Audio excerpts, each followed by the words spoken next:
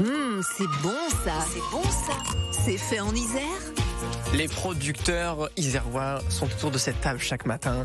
On en parle pendant quasiment 10 minutes de leurs produits aux côtés de Nathalie Malochet. Bonjour Nathalie. Oui, bonjour Arthur, bonjour Swazik et bonjour à notre invitée du jour. C'est l'ambassadrice des vins de l'Isère, Enora Leroy. Vous allez bien Enora ? Oui, très bien et vous ? Bonjour. Très contente d'être là. Pour vous retrouver, votre cave, c'est l'apogée du vin. C'est au 8 rue Lesdiguières à Grenoble. Vous faites plein de choses, Enora. Vous faites des balades œnologiques aussi sur les pentes de la Bastille. Vous faites quoi d'autre ?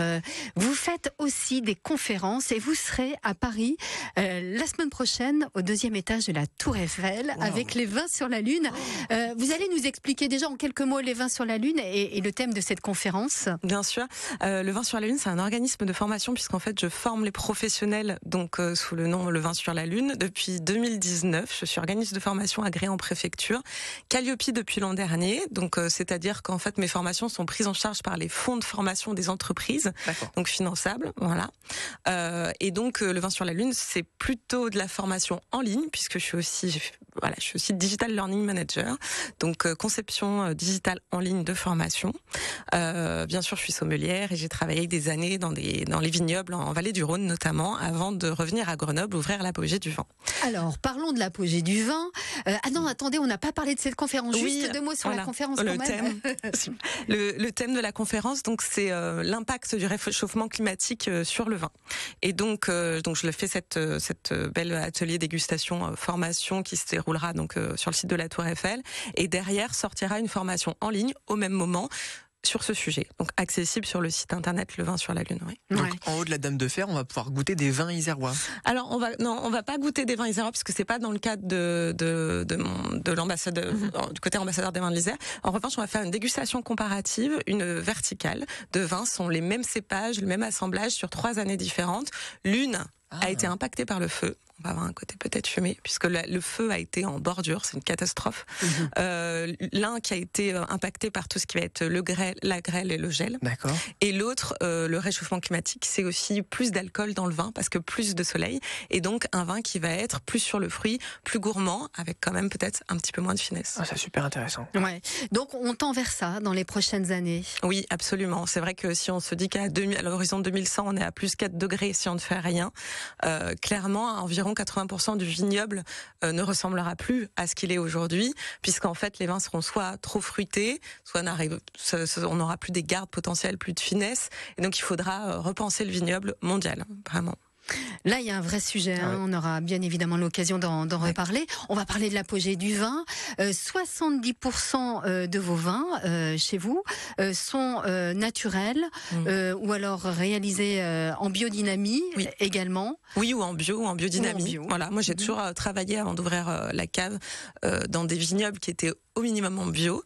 Je suis assez touchée par la biodynamie, je dois le dire. J'ai un petit peu de vin naturel, voilà. Mais en tout cas, du vigneron indépendant, ça c'est sûr.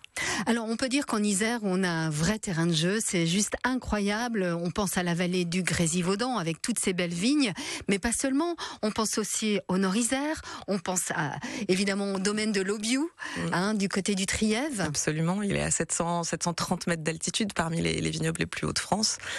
C'est assez incroyable de se dire, par rapport au réchauffement climatique, c'est aussi une solution d'implanter les vignes un petit peu plus haut en altitude ou un petit peu plus au nord des hémisphères. Donc voilà. Après, les vins de l'Isère, effectivement, c'est un terroir qui est assez incroyable, parce qu'on est vraiment sur un terroir il faut s'imaginer qu'en 1880, avant le phylloxéra, on avait 33 000 hectares de vignes. On était le 3e département viticole français.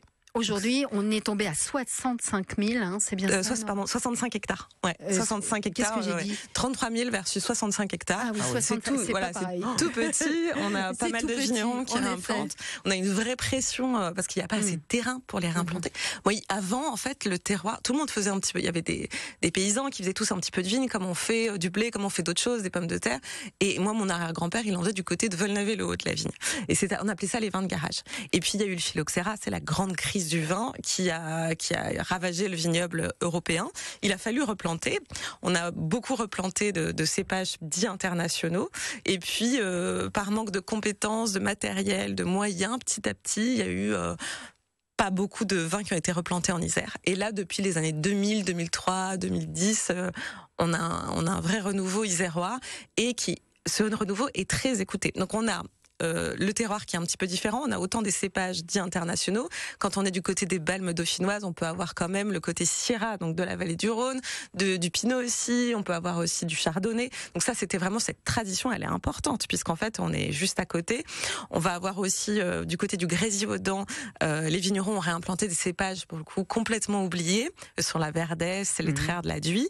Et donc on peut en être très très fiers puisque je vois on arrive avec au Salon des vins de l'Isère, etc. à faire venir des gens de loin qui sont intéressés par ces cépages autochtones. Je crois que le Salon des vins de l'Isère, c'est les 15-16 octobre prochains. C'est bien ça, exactement.